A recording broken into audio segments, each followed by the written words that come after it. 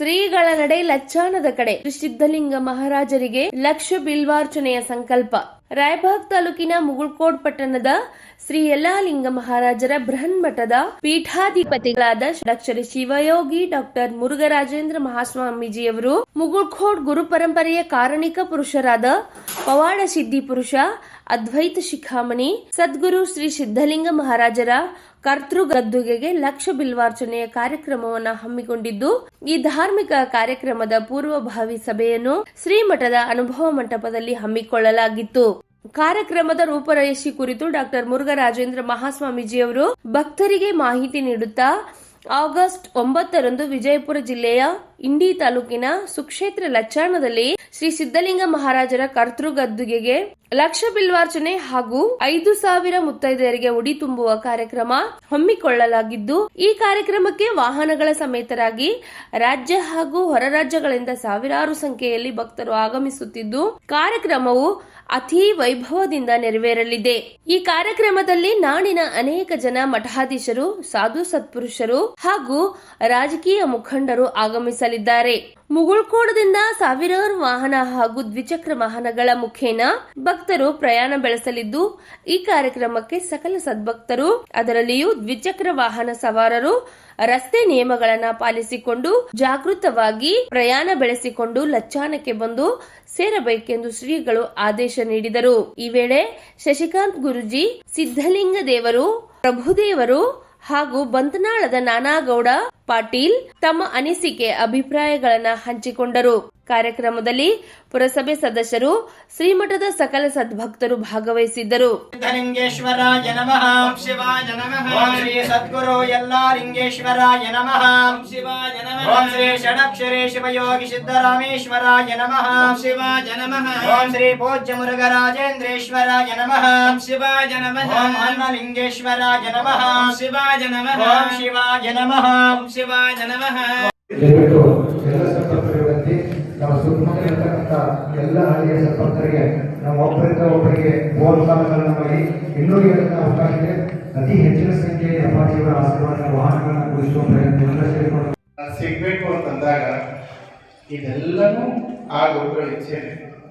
ಹಾಗಾಗಿ ಆ ಗುರುಗಳ ಇಚ್ಛೆಯ ಪ್ರಕಾರ ಇದನ್ನ ನಡೀತಕ್ಕಂಥದ್ದು. ನಾಳೆ ಸೆಪ್ಟೆಂಬರ್ ಬಂತು ಅಂದ್ರೆ ಬಹುಶಃ ಹೆಚ್ಚು ಕಡಿಮೆ ಸಿದ್ದಲಿಂಗ ಮಹಾರಾಜರ ಒಂದು ನಮ್ಮ ಮೂರು ಮಠ ಅದು ಯಾಕೋ ಬೆಳೀತಾ ಇಲ್ಲ ಅನ್ನುವಂಥ ನೋವು ಬಹಳ ಜನರಿಗಿದೆ.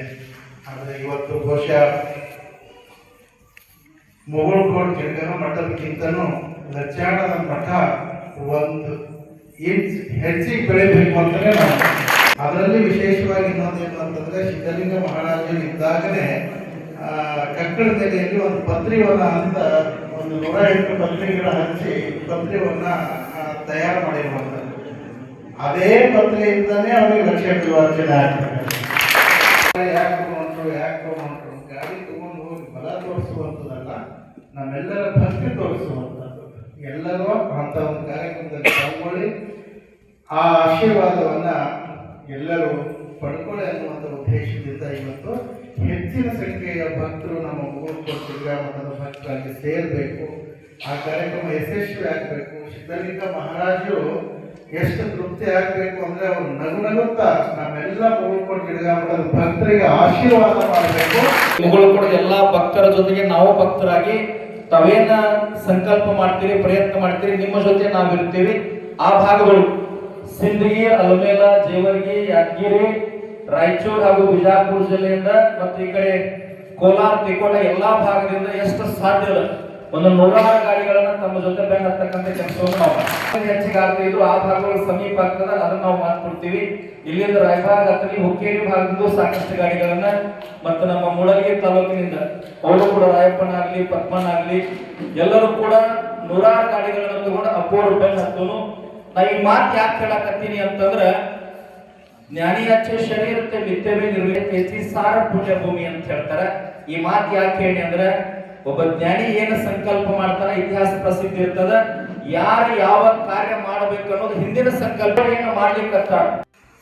ಭೂಮಿಯೊಳಗ ಬೀಜವನ್ನ ಹಾಕಿದಾಗ ಬೀಜ ಅಂಕುರ ಆಗ್ಬೇಕಾಗಿತ್ತು ಅಂದ್ರ ಭೂಮಿ ಹದಕ್ಕ ಬಂತು ಅಂದ್ರ ಅಂಕುರ ಹೊಡೆದು ನಮಗ್ ಬೆಳೆ ಕೊಡ್ತದ. ಹಾಗೆ ಸಿದ್ಧಲಿಂಗರ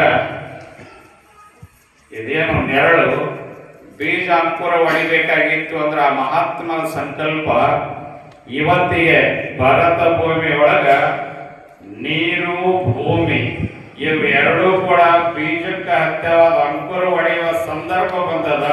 ಆ ಸಂದರ್ಭದ ಪ್ರತೀಕವೇ ಲಕ್ಷ ಬಿಲ್ವಾರ್ಚನೆ ಕಾರ್ಯಕ್ರಮ.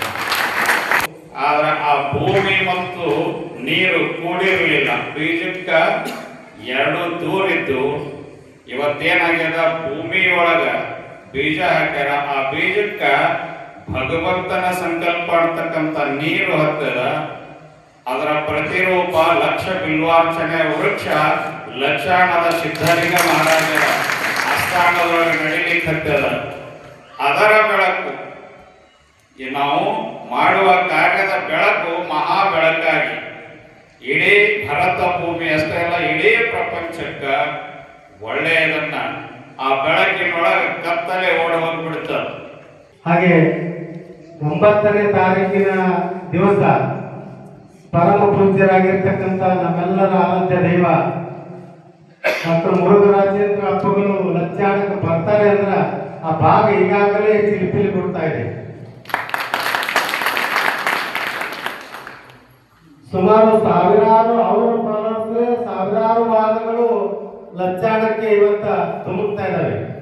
ಅದು ಅಲ್ಲದೇನೆ ಸ್ವಾಮೀಜಿ ಬರ್ತಾರಪ್ಪ ಅಂತಂದ್ರ ಆ ನಮ್ಮ ಜಿಲ್ಲೆಯೊಳಗೆ ಹೆಂಗೆ ನಡೆದಪ್ಪ ನಾ ಅದೇ ಜಿಲ್ಲೆಯೊಳಗೆ ಅದೇ ಲಚ್ಚಾಣದ ಸಿದ್ಧಲಿಂಗ ಮಹಾರಾಜರ ಅಪ್ಪಗಳ ಪರಮ ಶಿಷ್ಯರಾಗಿ ನಾವು ಅಲ್ಲಿಂದಲೇ ಇವತ್ತು ಅಪ್ಪಗಳನ್ನ ಕಾಣಕ್ಕೆ ಬಂದಿದ್ದು.